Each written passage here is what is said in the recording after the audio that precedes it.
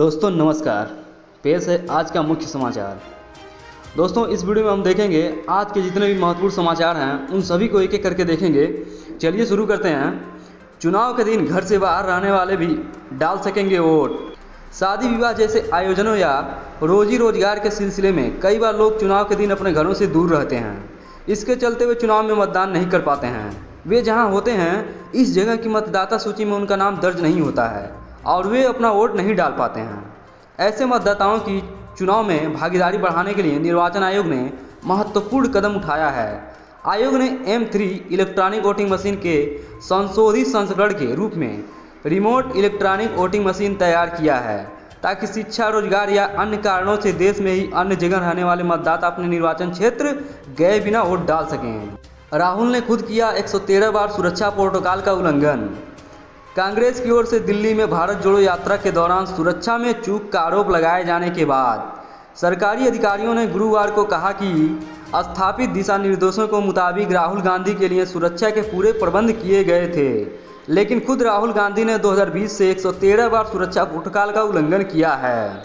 Sukhoi से छोड़ी ब्रह्मोस ने पोत को बनाया निशाना।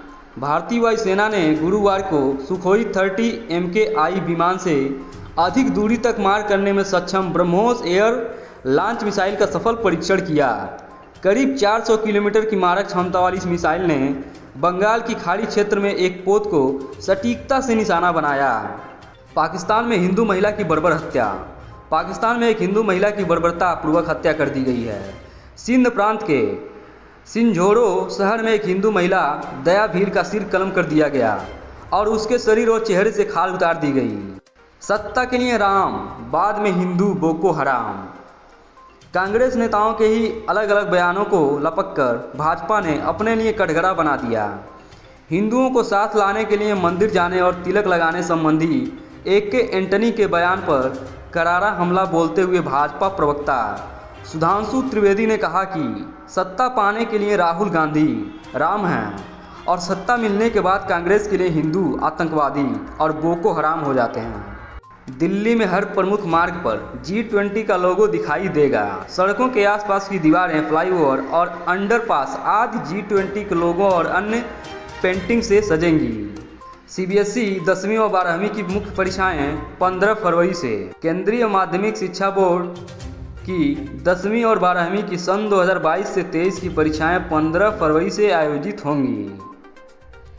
CBSE के परीक्षा नियंत्रक संयम भारद्वाज ने बताया कि दोनों कक्षाओं के विद्यार्थियों की सुविधा के लिए हर परीक्षा के बीच में पर्याप्त अंतराल दिया गया है।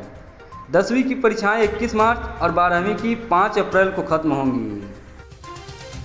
अंतर्राष्ट्रीय कला महोत्सव।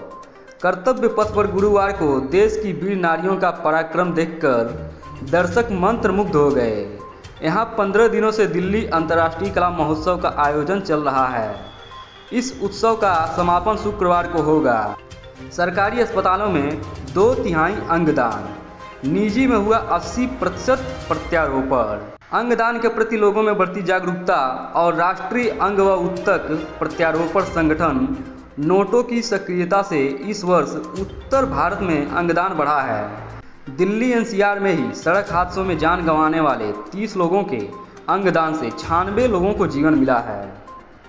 सीमाओं की रक्षा बाड़बंदी से नहीं, सैनिकों की सतर्कता से सुनिश्चित होती है, केंद्रीय गृह मंत्री अमित शाह का कहना है। यूक्रेन अनाज गलियारे में शामिल नहीं होगा भारत। विदेश मंत्रालय ने गुरुवार को कहा कि यूक्रेन अनाज गलियारे में भारत के शामिल होने की कोई संभावना नहीं है। विदेश मंत्रालय के प्रवक्ता अरिंदम बागची ने बताया कि अनाज की मदद देने के लिए कई देशों के साथ भारत का द्विपक्षीय तंत्र काम कर रहा है। मेटा और ट्विटर की मनमानी के खिलाफ यूजर कर सकेंगे शिकायत। सरकार इंटरनेट मीडिया प्लेटफॉर्म के फैसलों के खिलाफ यूजर्स की शिकायतों पर विचार के लिए 3 शिकायत अपीलीय समितियों के गठन पर विचार कर रही है। सेना के लिए बनाई गई पहली आपदा रोधी 3D प्रिंटेड आवास इकाई। इसमें किया गया है नवीनतम 3D रैपिड कंस्ट्रक्शन तकनीक का उपयोग। आपदा रोधी होने के साथ ही जोन 3 भूकंप क्षेत्रों के नियमों के अनुरूप है ये आवास। रिमोट ईवीएम का ट्रायल देखने से पहले ही कांग्रेस को ऐतराज। प्रवासी नागरिकों को कहीं से भी मतदान की सुविधा देने के लिए निर्वाचन आयोग ने रिमोट इलेक्ट्रॉनिक वोटिंग मशीन तैयार की है।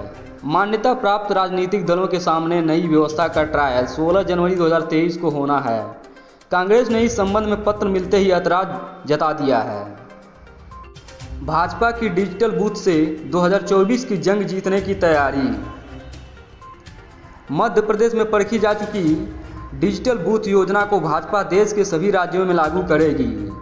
दरअसल जीत ही नहीं बल्कि 51% वोट शेयर के साथ अजेय होने का संकल्प लेकर भाजपा ने 2023 के मध्य प्रदेश के विधानसभा और 2024 के लोकसभा चुनाव के लिए रणनीति पर अमल शुरू कर दिया है। भाजपा को मिला सबसे अधिक चुनावी चंदा, कांग्रेस को टीआरएस, सपा और आप से भी कम। एसोसिएशन फॉर डेमोक्रेटिक रिफॉर्म ने एक रिपोर्ट तैयार की है जिसके तहत 2021 से 22 में चुनावी ट्रस्टों को 487 करोड़ रुपए चंदा मिला है, जिसमें सबसे अधिक भाजपा को मिला है। चौथी डोज के रूप में न लें इंट्रानेजल वैक्सीन। कोरोना रोधी इंट्रानेजल वैक्सीन बाजार में आ गई है। मूल्य निर्धारण भी हो गया है। फिलहाल इसे निजी क्षेत्र में उपलब्ध कराया जाएगा। अभी तक जिन्होंने वैक्सीन की एक भी डोज नहीं ली है उनके लिए यह वैक्सीन सुरक्षित और कारगर है। कोरोना रोधी इंट्रानेजल वैक्सीन बाजार में आ गई है। मूल्य निर्धारण भी हो गया है। फिलहाल इसे निजी क्षेत्र में उपलब्ध कराया जाएगा। अभी तक जिन्होंने वैक्सीन का एक भी डोज नहीं ली है उनके लिए यह वैक्सीन सुरक्षित और कारगर है। जिन्होंने वैक्सीन की दोनों नियमित डोज के बाद सतर्कता डोज भी लगवा ली है वे चौथी डोज के रूप में इंट्रानेजल वैक्सीन भूल कर न लें। ओबीसी आरक्षण में उत्तर प्रदेश सरकार ने सुप्रीम कोर्ट में दाखिल की एसएलपी। उत्तर प्रदेश सरकार ने इलाहाबाद हाईकोर्ट के उस आदेश के विरुद्ध गुरुवार को सुप्रीम कोर्ट में विशेष अनुमति याचिका यानी कि एसएलपी दायर कर दी, जिसमें स्थानीय निकाय चुनाव को अन्य पिछड़ा वर्गों के आरक्षण के बिना संपन्न कराने के लिए कहा गया था। एसएलपी में राज्य सरकार ने इलाहाबाद हाईकोर्ट के आदेश पर रोक लगाने और उत्तर प्रदेश राज्य स्थानीय निकाय समर्पित पिछड़ा वर्ग आयोग की रिपोर्ट के बाद ओबीसी आरक्षण के साथ निकाय चुनाव कराने का अनुरोध किया है। सरकार सुप्रीम कोर्ट में इस आधार पर हाईकोर्ट के फैसले पर रोक लगाने की मांग करेगी कि वह गठित किए गए आयोग की रिपोर्ट के आधार पर आरक्षण देकर चुनाव कराना चाहती है। सुप्रीम कोर्ट अब 2 जनवरी को खुलेगा। उसी दिन सरकार की अपील पर सुनवाई की संभावना है। देश को शर्मसार करते साइबर अपराध। ट्विटर के नए मालिक एलन मस्क का हालिया ट्वीट अगर कोई नहीं भूला हो तो उसमें उन्होंने इस कंपनी का सीईओ पद एक शर्त पर छोड़ने का संकेत दिया था। उनके मुताबिक जब उनकी इस पद के लिए किसी बेवकूफ़ की तलाश पूरी हो जाएगी तो वे ये पद छोड़ देंगे। उनका इशारा किस तरफ है? मस्क द्वारा अधिग्रहण किए जाने से पहले ट्विटर के सीईओ भारतीय मूल के पराग अग्रवाल थे। पराग नहीं चाहते थे कि मस्क ट्विटर में आएं, लेकिन वह अधिग्रहण को नहीं रोक सके। ट्विटर पर कब्जे और कर्मचारियों की ताबड़तोड़ छटनी के बाद जब मस्क ट्विटर के कार्यालय आए तो उस दिन उनके हाथों में एक टॉयलेट सिंक था। वह एक संकेत देना चाहते थे जिसकी पुनरावृत्ति उनके हाल के ट्वीट में झलकती है। सवाल है कि आखिर वह संकेत क्या है? इसका एक मुमकिन जवाब हमें अमेरिकी फेडरल जांच एजेंसी FBI की एक रिपोर्ट में मिलता है। इस रिपोर्ट का दावा है कि भारत की ज़मीन पर मौजूद साइबर ठगों ने वर्ष 2022 में देश दुनिया के लोगों को करीब 10 अरब डॉलर का चूना लगाया है। हम अभी तक गौरव से सिर उठाकर दावा करते हैं कि सूचना प्रौद्योगिकी के मामले में हमारे मुकाबले का जानकार दुनिया में नहीं है। यानी असली चिंता खुद हमें करनी है। आखिर क्यों देसी जामताड़ा के हाथ अब तमाम सरहदों के पार जाकर उन मुल्कों के नागरिकों की जेबें खाली कर रहे हैं जहां भारतीयों की तूती अभी तक उनकी मेधा और मेहनत के बल पर बोलती रही है। बैंकों का सकल NPA 7 साल के निचले स्तर पर आया। RBI ने गुरुवार को कहा कि बैंकों का सकल NPA अनुपात पिछले 7 साल के सबसे निचले स्तर पर 5% पर आ गया है। केंद्रीय बैंक ने यह भी कहा कि बैंकिंग प्रणाली मजबूत और उसके पास पूंजी की कोई कमी नहीं है। वित्तीय स्थिरता रिपोर्ट के 26वें अंक में RBI ने यह भी कहा कि वैश्विक अर्थव्यवस्था बड़े पैमाने पर मंदी के जोखिम जैसी विपरीत परिस्थितियों का सामना कर रही है। 2 और देशों के साथ FTA जल्द। पीयूष गोयल। केंद्रीय वाणिज्य मंत्री पीयूष गोयल ने गुरुवार को कहा कि उन्हें अगले साल यानी 2023 में कम से कम 2 और देशों के साथ मुक्त व्यापार समझौता FTA होने की उम्मीद है। रूस ने यूक्रेनी शहरों पर दागी 120 से ज़्यादा मिसाइलें।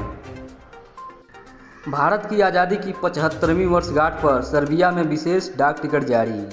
सर्बिया के डाकघर ने भारत की आज़ादी की 75वीं वर्षगांठ के सम्मान में विशेष डाक टिकट जारी किया है। सर्बिया में भारतीय दूतावास ने ट्वीट किया है कि सर्बिया के प्रथम उप प्रधानमंत्री एवं विदेश मंत्री इविका डैसिस की मौजूदगी में विशेष डाक टिकट जारी किया गया। तो दोस्तों, ऐसे डेली न्यूज़ प्राप्त करने के लिए जुड़िए हमारे साथ, सब्सक्राइब कीजिए 1AM न्यूज़ चैनल को और रहिए हर पल अपडेट। तो मिलेंगे दोस्तों अगले समाचार के साथ, तब तक के लिए धन्यवाद।